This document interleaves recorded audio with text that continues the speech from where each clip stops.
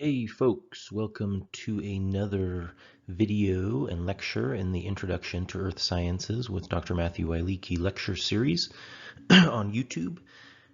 Follow me at Matthew Wielicki on Twitter and subscribe to my Substack, irrationalfear.substack.com. Today we're going to be talking about mineral and energy resources. So this is lecture 11 in what will be likely a 19 or 20 part lecture series about earth science. We're going to talk mainly about energy resources today, and we'll focus primarily on fossil fuels, as that is still the predominant energy resource for the planet. But we'll touch on a few other renewable energy resources, and then we'll touch a little bit about, talk about a little bit about mineral resources and how they form, as well as some of the future implications to the United States import reliance on certain minerals. When we start talking about energy resources, we're really talking about the capacity to do work. That's what we mean by the energy. And what you'll see is it almost always comes back to the sun. When we mine a large coal deposit, like you see in the image in front of you, what we're essentially doing is we're harnessing the energy of the sun. This coal deposit, as we'll talk about in a little bit, is essentially the remnants of ancient terrestrial swamps.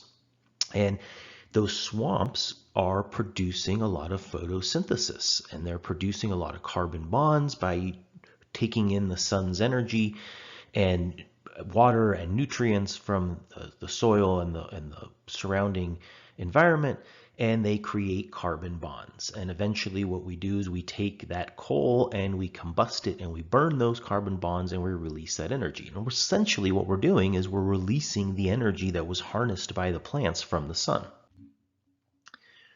When we do that, we create heat, and that heat provides energy, and that energy provides the capacity to do work. For example, this is a steam engine, right? You put coal into the boiler and you burn it, combust it, produce heat by releasing all that energy that was stored by the plants in the form of carbon bonds as they're making their tissues.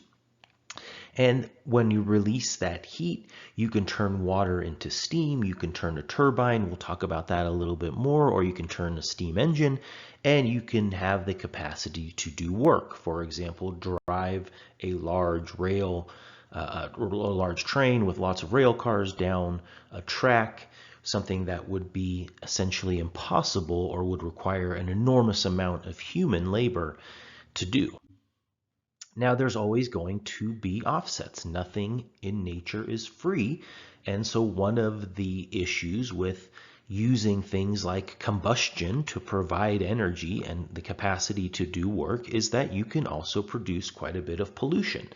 So this is another image of that same steam engine, and you can see that when coal combusts, it doesn't combust completely. There's quite a bit of particulate matter that comes out in the form of this dark soot.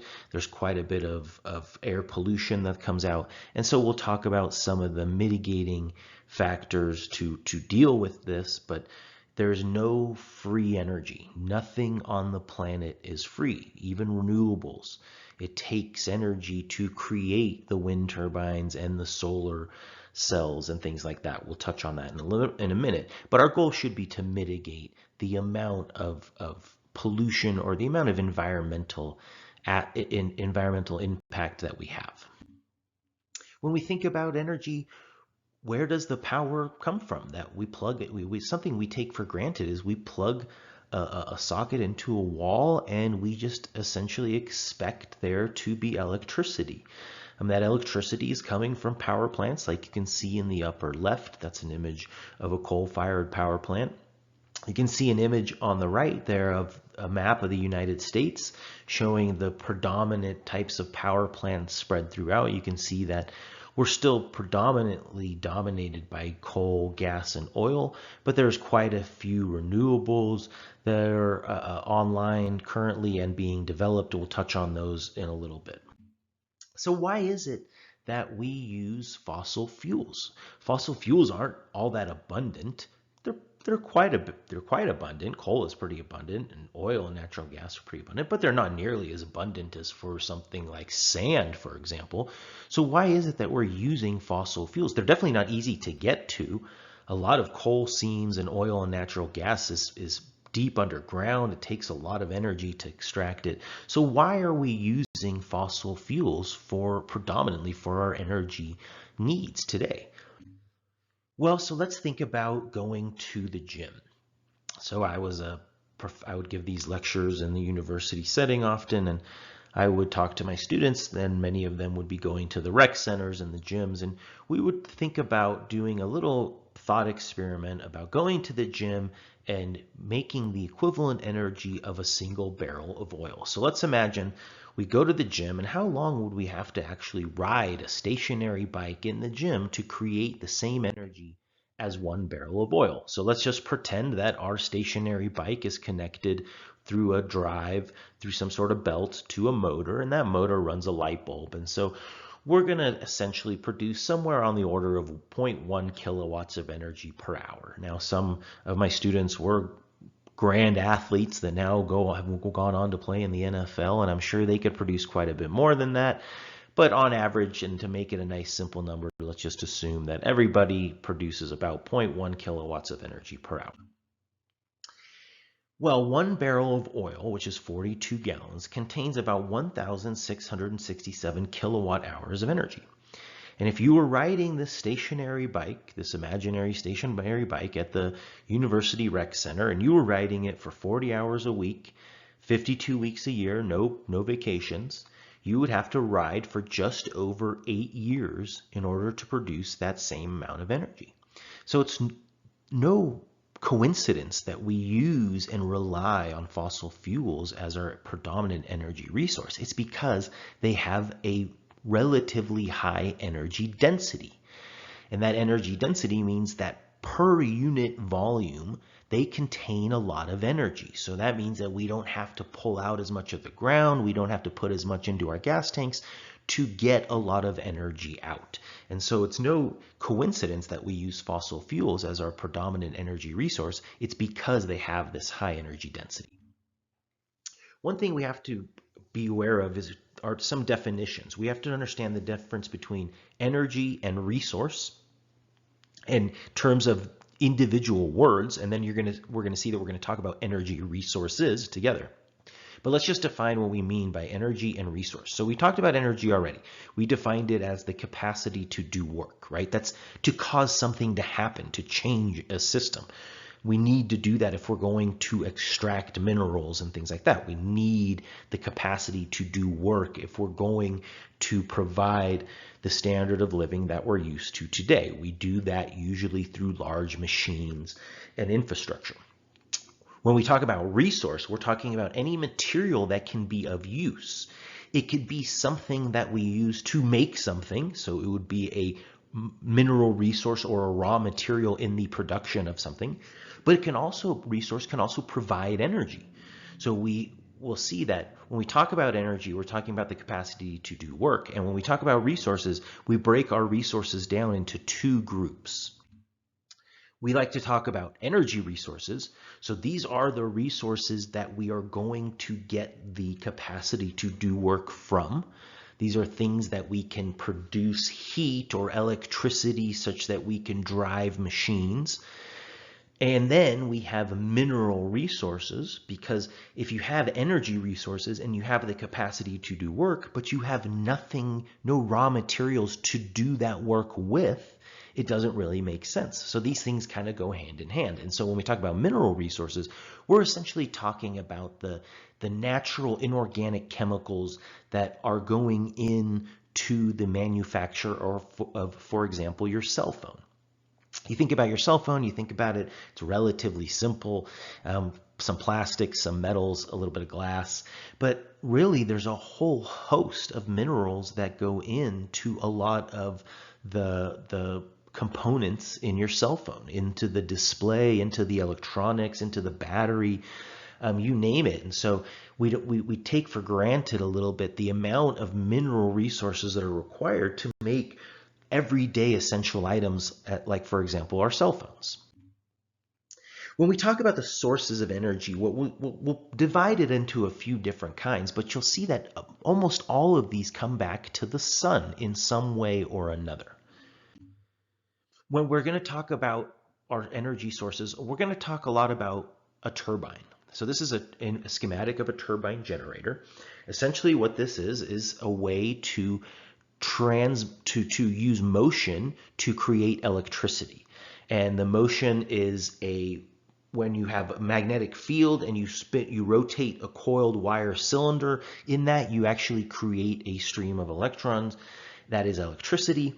And the reason that we use steam is because we can turn water into steam, and when we do that, the volume expands by on the order of 2,000 times, and thus we can create intense pressures. We'll use that pressure to push through the turbines, the blades that almost look like a jet engine. Because that pressure is pushing that steam through very, very quickly, it will spin those blades and it will create the motion that we need to eventually create the electricity. So you'll hear a lot of times we talk about heat, and it's that heat that's turning water into steam and eventually turning a turbine to create electricity. So a lot of our sources of energy come back to the sun. You'll see that even ones that are indirectly related kind of come back to the sun. So obviously solar photovoltaic cells are directly related to the sun. So we can use the sun's energy directly to convert it into electricity. We can also use solar thermal energy to create heat, and that heat can be used to turn water into steam and eventually to turn a turbine and create electricity. We can also use gravity. So the sun is important here too, but really the moon is actually more important. You'll see in a few lectures we're going to start talking about oceans and ocean currents and circulation patterns. And we'll talk about tides, and you'll see that the tides are predominantly influenced by the moon's gravitational pull. The sun helps to kind of amplify or reduce that gravitational pull, and that's why we get things like neap and spring tides. But the main player is really the moon here. And so the tidal fluxes in certain places can be pretty extravagant. And if you have that motion of water moving back and forth in and out of a bay every day, because usually we have daily tidal fluctuations, you can put turbines into that current and it will rotate and you can essentially create energy. You can combine solar energy and gravity, and that's essentially hydroelectric power. So the solar energy part comes from the fact that in order for you to trap water on the surface of the land, it needs to rain on land. And in order for it to rain on land, we need to evaporate the water out of the oceans, because remember, over 98% of our water is in the oceans. And so the predominant contributor to the water cycle is the ocean. And so the solar energy heats the surface of the ocean, it evaporates. That evaporation eventually condenses as clouds. Those clouds can create precipitation over the land. Now that water is going to run downhill because of gravity, and we can actually put a dam or a barrier there and create a pressure, an artificial pressure. As the water rises behind the dam, there's a huge pressure that's being exerted, and we can allow that water to run through the dam and through turbines, spin those turbines, and create electricity. That's kind of a combination of both solar energy for the evaporation process and then gravity, because that's what's actually pulling the water downhill and creating the pressure that you need in the hydroelectric dam.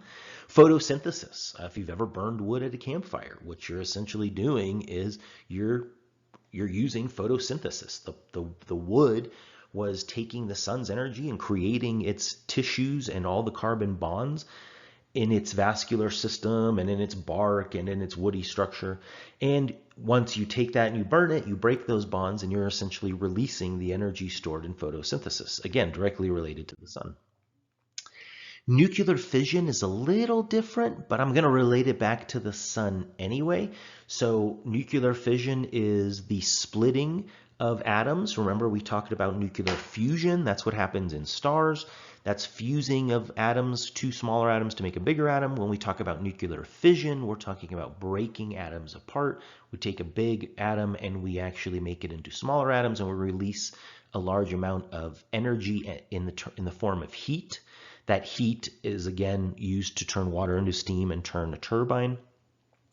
Nuclear elements are created in stars, like our sun when they go supernova. Remember, go back to lecture 1 or 2 where we talk about nucleosynthesis and how elements are formed. So you can kind of tie this back to stars as well. The Earth's internal heat is kind of a unique one. So this is geothermal energy. So remember when we talked about the formation of the Earth is a very high energy process, and that high energy process created a lot of heat. And even though this event occurred 4.5 billion years ago, there's still a significant amount of heat within the Earth. And that is why, for example, we have things like magma and volcanism. We know that as you drill down into the Earth, it gets hotter.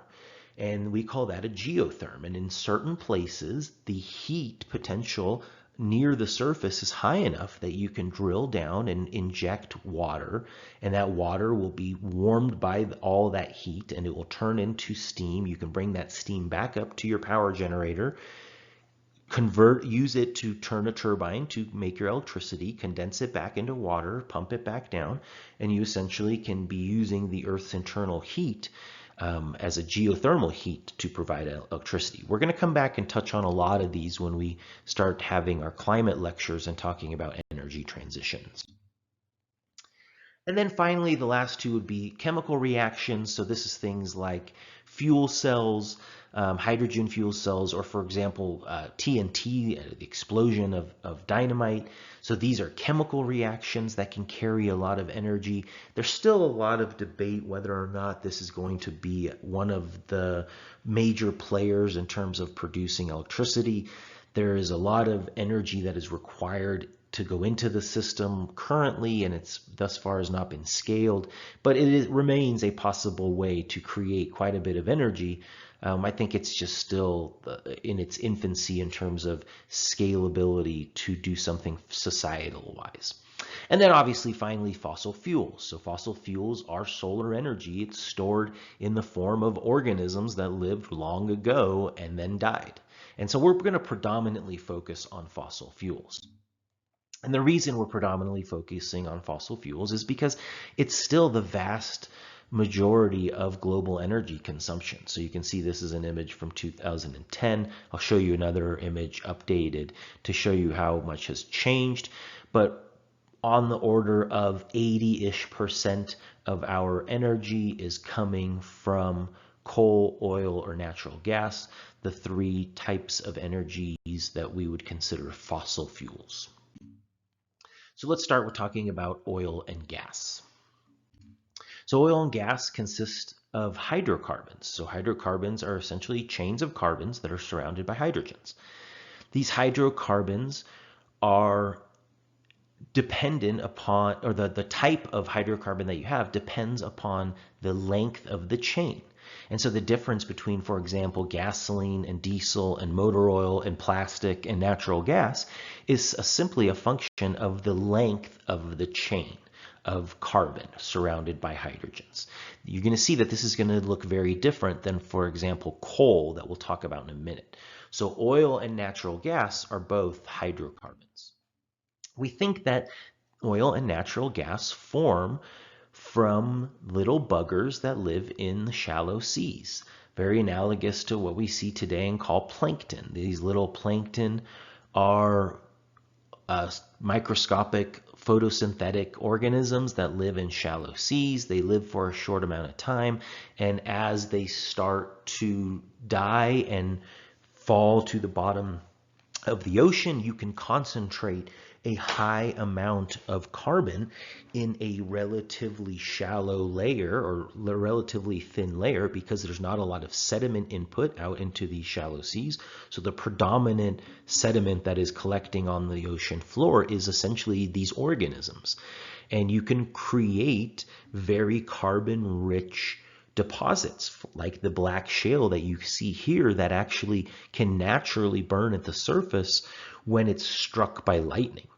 So we think actually that some of the very first fires to ever exist on Earth, when the oxygen levels started to increase sufficient enough that there was there was enough oxygen to have a fire. There was no plants yet on the land surface, but there was likely deposits of black shale and oil and natural gas seeps, because there was a predominance of buggers in the oceans prior to the exploitation of the terrestrial land. And so it is hypothesized that some of the earliest fires on Earth were likely lightning strikes onto such deposits. And so the process essentially looks like this. You have lots of these little photosynthetic buggers living in a shallow sea. They live for a short amount of time, but they are very successful, so they replicate very quickly. So there's quite an abundance of them in the water column. And as they start to die, they sink and they accumulate on the sea floor. The sea floor in certain areas tends to be very oxygen poor. We call that anoxic. That means that these things don't really break down very easily. There's not a lot of scavengers down there to essentially eat these buggers up. And so they eventually pile up, and then they get buried by sediment, and they start to warm up because of the geotherm, like we talked about, because the earth gets warmer as you go deeper. The sediment and this layer that we're eventually going to call the source rock starts to heat up. And as it heats up, it reaches into a temperature that we call the oil window. And the oil window is a temperature where certain reactions start to occur, and this organic rich kind of mud or sludge starts to break down, and what you start to form is a waxy substance that's a precursor to oil that we call kerogen. That forms around 80 or 90 degrees Celsius. And then as you keep warming up, that kerogen eventually starts to break down and turn from a wax into a liquid, into what we consider oil. And that oil will then start to rise through the rock because it is low density, it's less dense than the surrounding rocks, plus it's a liquid, so it can work its way through all the little cracks and nooks and crannies and work its way towards the surface. And so that's essentially how hydrocarbons are formed terrestrially. That doesn't mean that there aren't other ways to form hydrocarbons. So here's just some of those terms that we talked about. Source rock is the main, really organic, rich rock. The kerogen is the precursor to oil. Oil shale is essentially a rock that contains about 50 to 30% kerogen. It's a little bit of a misleading name because the oil hasn't fully been made yet. The oil window is the narrow temperature range that we need the rocks to form into oil. If you get above the oil window, you will form natural gas. If you get above temperatures for natural gas, which are on the order of about 225 degrees Celsius, you get graphite, and you no longer have an energy resource. You can take the lead in your pencil and try to light it on fire, and you'll see that it's very difficult and it doesn't produce very much energy. And so once you have reached above 225 degrees, your energy resource is essentially no longer an economical energy resource. And so much of what exploration geologists for fossil fuel companies are doing is going out and trying to identify certain locations that have the source rock, very rich, organic rich materials, and have not exceeded temperatures of 225 degrees Celsius.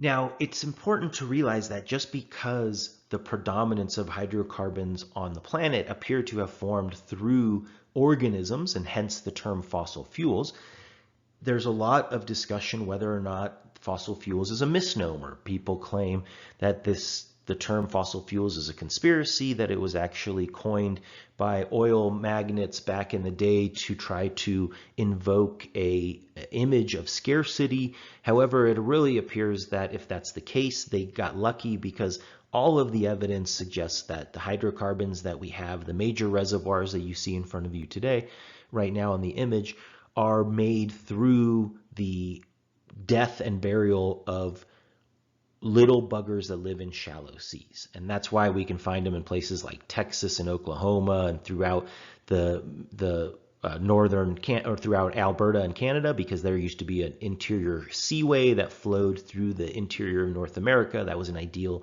location for these shallow photosynthetic buggers to survive.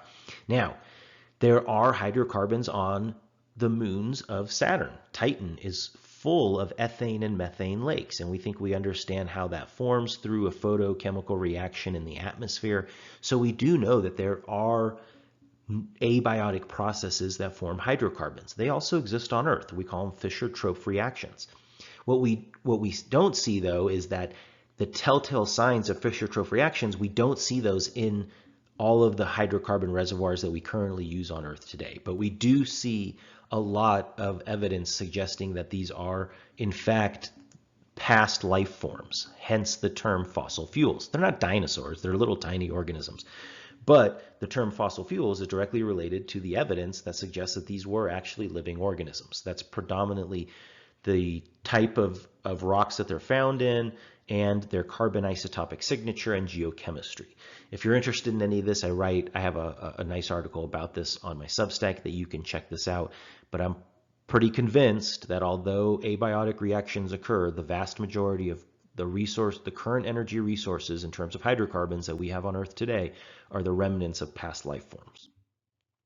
So we just simply drill into a source rock and extract the oil, right? Should be pretty simple. Well, actually, it's not that simple. In order to actually have a economic hydrocarbon reservoir, we need a little bit more than just a source rock. We also need what we call a reservoir rock. And a reservoir rock is a rock that has a high porosity and permeability. The image on the right is an image that we're going to come back to from when we start talking about groundwater. You're going to see that we're going to use these terms porosity and permeability when we talk about groundwater. And they're essentially the same. So porosity relates to the amount of open space that there is in a certain rock type. So how many voids, how many pore spaces they are, hence the term porosity. And permeability refers to the degree with which those pores are interconnected.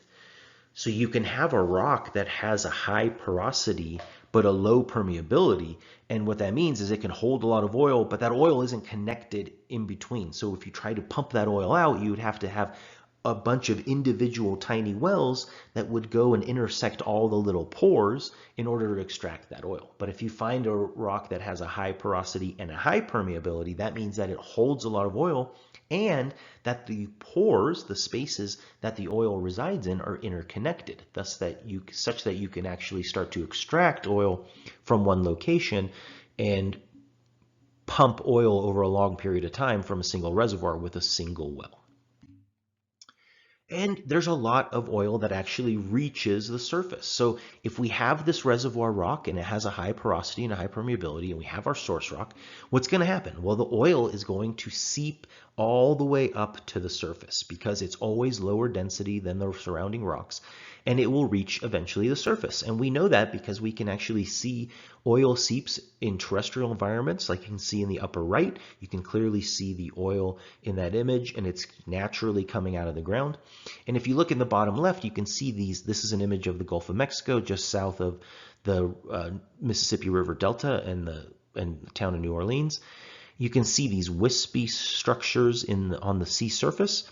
That is natural oil that is seeping out of the Gulf of Mexico. It's estimated that about the amount of oil that was spilled in the New Horizons or Deep Horizons disaster, where the Deepwater Horizon disaster, where the rig blew up off the coast of Louisiana, is equivalent. Now that came out in the order of a few months. That was equivalent to about what comes out in 1 year naturally in the Gulf of Mexico.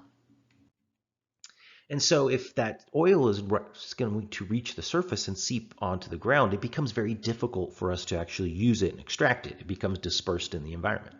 And so in order to make an economical hydrocarbon reservoir, what we really need is one more type of rock. We need what we call a seal rock. And that seal rock is in a relatively impermeable layer such that it doesn't allow all of these hydrocarbons to just percolate their way all the way to the surface. It actually traps the oil and gas. And we literally call these hydrocarbon traps. And it's really these traps that exploration geologists are going out and looking for, because you can see in the image on your right, you have a source rock, you have your reservoir rock that oil and gas has now been percolating through and collecting in the upper portion of this anticline. Remember, we talked a little bit about our different types of folds. And you can see the oil and gas collecting at the apex of this anticline, and thus you can put a single well at the top here, and you can start to extract significant amounts of oil and gas over a long period of time. These types of traps occur in a lot of different flavors. So here's that anticlinal trap that we just talked about. Here is one that is created because of tectonics. So there's a fault, and that fault has actually put certain rocks next to each other such that now you can create a trap. Here is a stratigraphic trap. Just by the natural layers pinching out, you can actually create one of these economic hydrocarbon reservoirs. And really, oil is a new commodity. Oil and natural gas weren't really used for the first 100 or so, 150 years of the Industrial Revolution. The Industrial Revolution was really powered by coal until the mid-19th century. And then in the mid-19th century, a gentleman by the name of Edwin Drake was the first to actually extract oil from the earth. And it was August 27th, 1859. This is the historic Drake Well in Pennsylvania. And it still exists today. It's a great location to go and visit. But really, our use of oil and natural gas have only existed for about a century and a half. When we're starting to explore for oil and natural gas, we do a lot of things that are pretty similar to, for example, imaging a baby in a mother's womb. When we do that through a sonogram, so we use sound waves to image the baby, and you get an image that can give you a rough sign of proportionality and whether the limbs and things are the correct lengths, and you can get a kind of an idea of whether the baby is maturing in a healthy fashion in the mom's belly. We essentially do the same thing in exploration of the deep earth. We don't want to drill everywhere, and that's prohibitively expensive. And so what we do is we don't use really sound waves, we use seismic waves. So we create essentially little mini earthquakes. We do that sometimes by actually what we call vibrator trucks. So these are trucks that pick up a giant piece of concrete and lead and then drop it on the ground, and the force of dropping it on the ground creates enough vibrations that we can actually image the earth through the waves. Or sometimes we actually explode shells on the surface, and that explosion is enough to send waves through the earth, and we can image the interior of the earth. As to the technology has increased in, for example, sonograms. So now we have 3D sonograms. My son was born, my youngest was born in 2017, and it was remarkable, the 3D technology now where they would image our son, and it really was his face, and we kind of had an idea of what he was going to look like when he was born. It was really remarkable. I mean, so much different than the 2D image that you get. And so this is also occurring in exploration geology. And so we're starting to get new and better techniques to start to image the subsurface in 3 dimensions. And that is changing how and what we can access in terms of our energy resources. We'll come back to this a little bit in a minute. Something that has dramatically changed and revolutionized access to oil and natural gas is directional or horizontal drilling. Directional or horizontal drilling means that we no longer have to have a vertical well structure. We can actually have a well that can follow along a deposit as opposed to just penetrating through the top of it. Along with directional drilling has come hydraulic fracturing. And what hydraulic fracturing has done is it's allowed us to access rock deposits that have high porosity but relatively low permeability.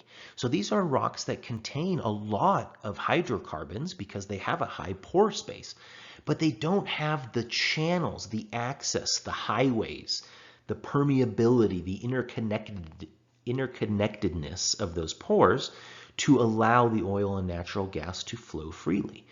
And so what hydrologic fracturing does is it uses high pressure fluids to fracture the rock and create those pathways that didn't exist before. And this has absolutely revolutionized our ability to access energy resources. Here is a schematic of this hydraulic fracturing. So go down into a layer. Before, you would only be able to puncture into that layer, but now because of directional drilling, we can follow along that layer. Although that layer doesn't have a large amount or a high permeability, meaning the pores are not interconnected, we can introduce high pressure fluids and fracture the layers and artificially essentially create that permeability. And that will help us to extract significant amounts of energy resources that we essentially just couldn't get to a decade or two ago. So this has been a dramatic revolution in terms of access to hydrocarbons. And it's really important that this technological advancement is really important when we start thinking about the oil age. So how long will the oil age last? If we think about civilization, we have the Bronze Age, we have the Iron Age. The oil age is really short so far. And the predictions were that it was going to be very short. Peak oil was predicted to be something like 2000 originally, then 2010.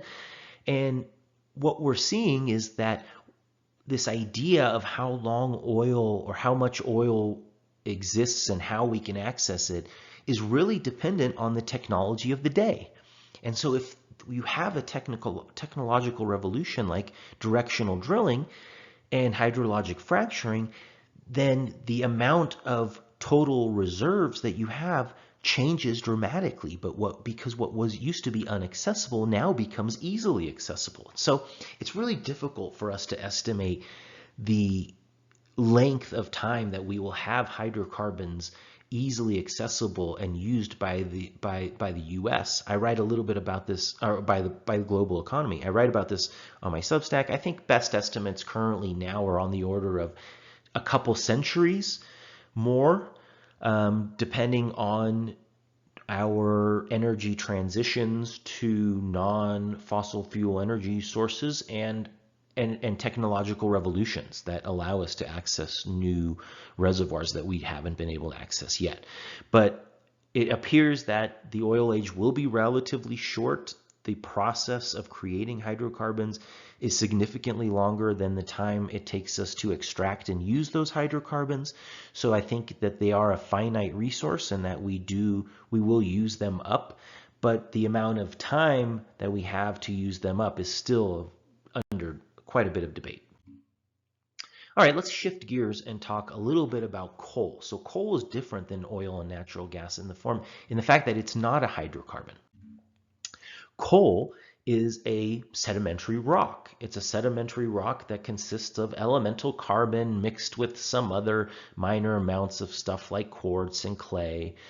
Coal and oil and natural gas do not have the same composition or origin. That's really important. We group them together as fossil fuels, but they're very different in terms of both their composition and their origin. Coal is the remnants of ancient swamps. In fact, the majority of our coal comes from a time period known as the Carboniferous. It's named after the fact that the rocks from that time period are found to have a very high carbon content, hence the name Carboniferous. And it's believed that this was a time period where swamps were really successful on the surface of the earth. And interestingly, it's a time period where atmospheric CO2 is believed to be on the order of 12 to 1400 parts per million. And so it's interesting that there's a lot of debate about whether or not our plants and the fauna of the earth will survive the increase from 300 to 420 that we're at today, when the geologic history suggests that plants were the most successful on the planet, and experimental evidence shows us that photosynthesis is the most successful when atmospheric CO2 is on the order of about 1200 parts per million. Coal is formed very similar to oil and natural gas, except it's not the remnants of little photosynthetic buggers. It's the remnants of photosynthetic plants in these swamp environments. the materials really kind of a peat at first, and as it starts to get buried, it starts to transform, it starts to get compacted, and the concentration of carbon goes up, and you start to get different types of coal deposits. And essentially, when we talk about coal, we rank it in terms of its percent of carbon. And you can see that at the bottom. So the highest percentage of carbon means that the formation conditions were very high temperature and high pressure, and that means that we will get the most heat out of it. So notice that the anthracite on the right has 15,000 British thermal units per pound. That's just essentially a measurement of how much heat would be produced by burning a pound of it. When lignite, something that is formed in a low temperature and pressure, only has 7,000 British thermal units per pound. And so we ideally look for bituminous and subbituminous coal. Anthracite is great, but the majority of coal that's mined in the United States is bituminous and subbituminous coal. Coal mining has inherent hazards, as does oil and gas mining. So, right, mining of coal underground is dangerous. Mines can collapse. There can be explosions. If you remember, in Turkey, there was a large fire that killed quite a few coal miners. And so these are inherently dangerous types of activities. They also have environmental impacts. So this is an image of the deep water horizon well as it's burning. Unfortunately, 12 people tragically lost their life during the explosion, and millions of barrels of oil were leaked into the Gulf of Mexico, disturbing a lot of the local communities, the fishing communities. I was living in, we weren't living in Alabama at the time, but we moved to Alabama shortly after this, a few years after this, and we would travel down to the Gulf Shores region that you can see in the image on the right, and people would still talk about the devastating impacts of the oil to the shrimp community, the oyster community, and things like that. So there's no getting around the fact that mining and extraction of energy or mineral resources does have environmental impacts. There's just no way around that. Our goal is to minimize those impacts, but we can't get around the fact that there will be impacts. One thing to consider is, remember that, to put it into context, the amount of oil that leaked out of the deep water horizon well during the rupture before it was plugged is on the order of about how much seeps into the Gulf of Mexico every year through natural seeps. There are environmental impacts associated with combustion in terms of air pollution. So gases like sulfur gases and other types of pollutants. CO2, we'll talk about CO2 when we talk about climate. I don't consider CO2 a pollutant. I think that it fails the EPA definition of a pollutant. Mercury, there's ash. So there's quite a bit of environmental impacts to consider. One thing to note is the US has done a really good job at dealing with these at the stack.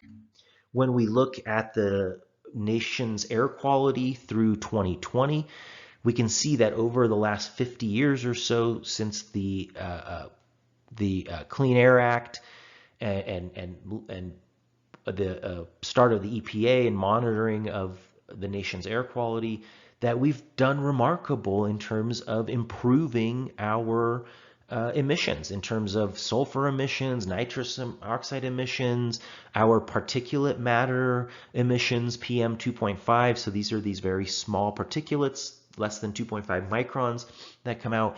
Everything has now significantly decreased, and it just goes to show you that although the United States still consumes more fossil fuels per capita than essentially almost any other nation, we do so without having any negative consequences to our air quality, and that is through technologies that will scrub a lot of the material out of the stack before it actually reaches the environment.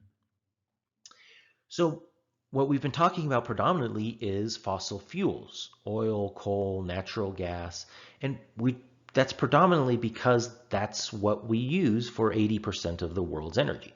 But there's been a big shift in moving away from non-renewable energy resources, things that we actually use up faster than they are replenished to things such as renewable resources. And we'll talk a little bit about a few of those.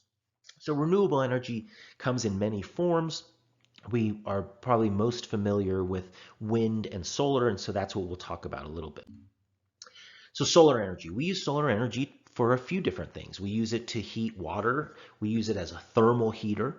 So that's a way that we can actually thermally take the solar energy and either use that for in replacement of using something like electricity to heat, or we can actually concentrate that thermal heat so much that we can actually use it to turn water into steam and create electricity through just kind of a standard turbine process. And these are known as solar thermal power plants.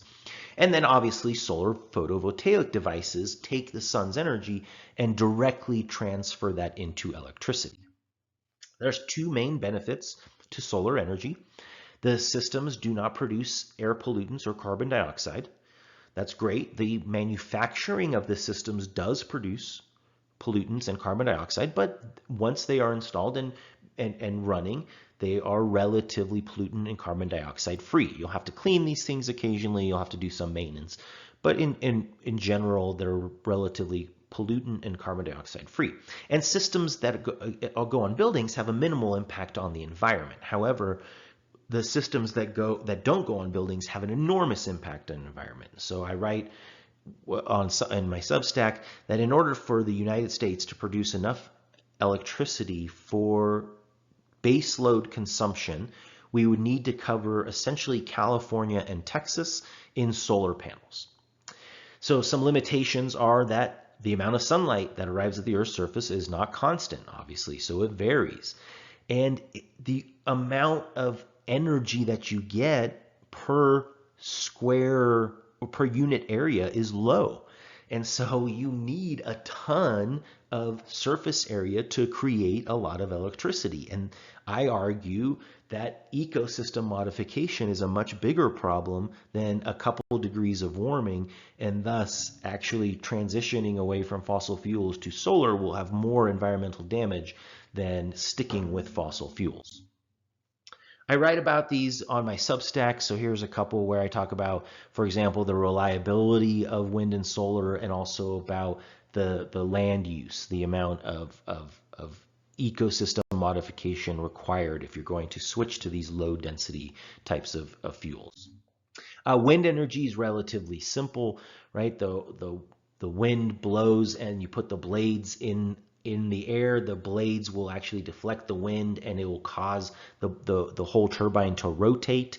As it rotates, it essentially does exactly what the water turning into steam does. It spins the turbine and it creates electricity directly. Main benefits, again, of wind energy are no pollution or carbon dioxide, and the systems can be constructed and deployed relatively quickly, especially in isolated terrains. Limitations are, again, that the wind at this Earth's surface is not constant. It really depends on location, time of day, and season. And again, the amount of wind energy is relatively small. So you need a significant amount of these, and they need a large surface area. So you notice these things continue to get bigger and bigger.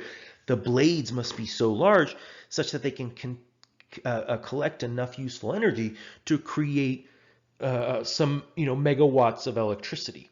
And so again, the ecosystem damage here is enormous. And I talk about this again in my Substack. It appears that the writing's on the wall that wind energy is essentially dead in the water. There's been almost no more investment in offshore wind energy. I would say onshore wind energy is probably going to continue for a little while longer, but offshore wind energy appears to be dead. Even in the UK, there's no bids going in for these things, and the companies are hemorrhaging money. So I talk about that on my Substack, so check that out. And also, both large solar installations and wind installations have been shown to increase surface temperature significantly. In fact, much more than the greenhouse effect of anthropogenic emissions.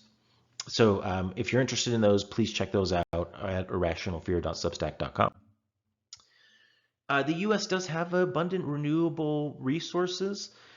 There's quite a bit of areas that are conducive for solar. There's quite a bit of areas that are conducive for wind energy. There's quite a bit of areas that are conducive for both. We've got limited areas that are conducive for geothermal. That tends to be concentrated on the western part of the U.S. That's where we have an active plate boundary and we actually have volcanism still. And you essentially need that heat near the surface in order to have a real geothermal potential. But ultimately, this is now an image going all the way to 2022. You can see that we're still in the 80-ish% of our energy production in the form of oil, coal, and natural gas.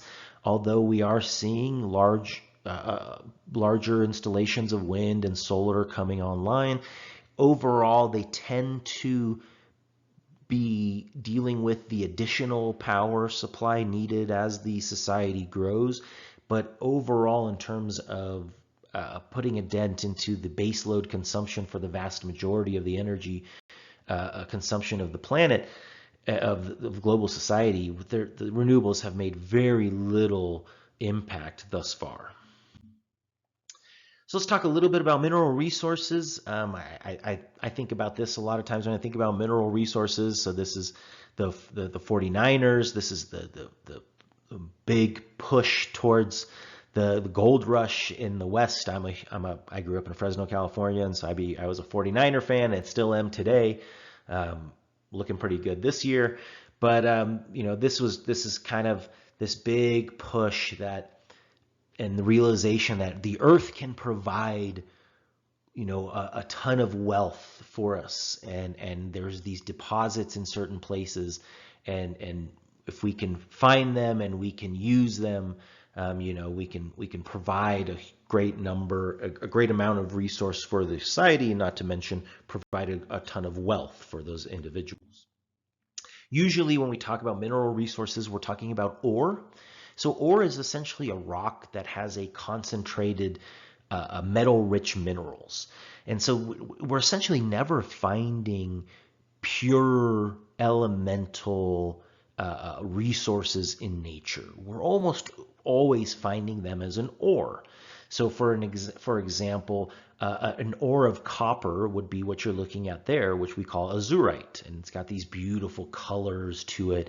And there is a lot of copper containing minerals in there, azurite being one of them, chalcopyrite and others as well. And so what we look for are rocks that have quite a bit of these metal-rich minerals, and we would consider those an ore, and that is an economic deposit that is worthy of actually extraction.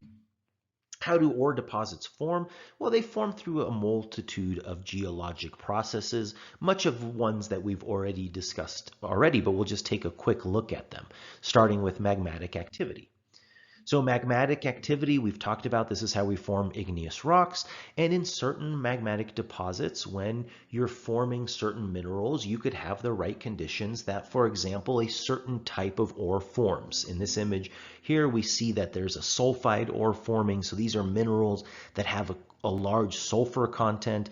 And if you could eventually find, once this magma cools and everything hardens and it maybe gets exposed to the surface, that sulfide ore could be used to extract the element sulfur. You can have hydrothermal alteration. So many of the deposits that we find today are remnants of the interaction of hot fluids and rocks. And so a lot of times what fluids can do is they can take what are relatively dispersed components in a rock, and they can kind of concentrate them into one area, especially if whatever it is that you're looking for can become aqueous, meaning it could dissolve into solution and then eventually precipitate back out. So this is how hydrothermal veins can kind of concentrate things like, for example, gold. A lot of times when we look for gold, we look for these veins that have these very high concentrations of gold deposits. And the theory is that as the fluids are moving through the rocks, the gold is being concentrated in the fluids, and eventually those fluids are precipitating that gold out in these fractures. You can also have sedimentary processes. So there's been a lot of discussion about mining the sea floor. Predominantly, that's for things like iron and manganese. So the image on the bottom right, these are manganese nodules that are forming off the coast of Japan through a natural sedimentary process. But this is a mineral that's relatively poor in terms of poorly or not found in abundance terrestrially, and so we can go to the bottom of the ocean floor and actually find high concentrations of this. Again, obviously there's a lot of discussion about how to mitigate the environmental impacts of this, but thankfully the abyssal plains and the ocean floors tend to be areas that are relatively devoid of a lot of life. And so the ecosystem there would likely not be too disturbed by going and mining some of these things.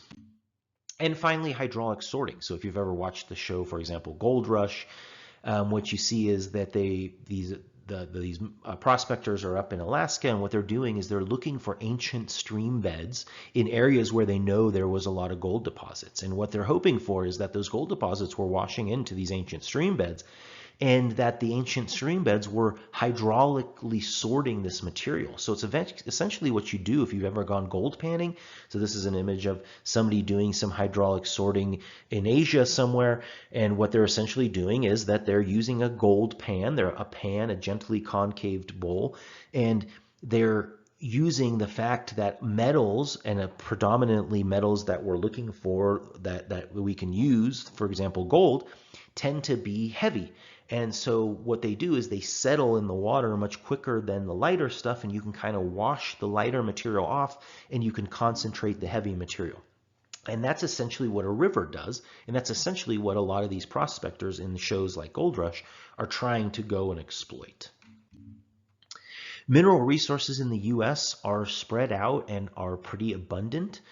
We have large resources of a lot of what we call critical minerals. These are minerals that we think are going to be really essential as we continue this kind of technological revolution that we've been seeing, really taking off with the rise of essentially computers and electrifying everything. Unfortunately, there's a lot of NIMBY environmentalism, not in my backyard environmentalism, that exists in the US. So there's a lot of pushback to extracting these mineral resources in the US. And that's couldn't be more clear than in this image. We are currently 100% reliant on a significant number of our critical mineral resources, even though we know we have proven economical reserves in the United States. This is predominantly due to environmentalism.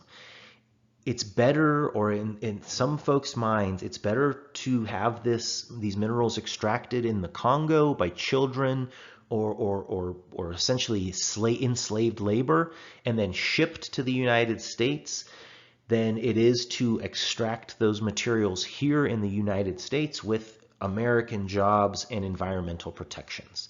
It's completely backwards, and it does nothing to protect the environment, and it makes the United States very geopolitically vulnerable to a lot of sticky situations.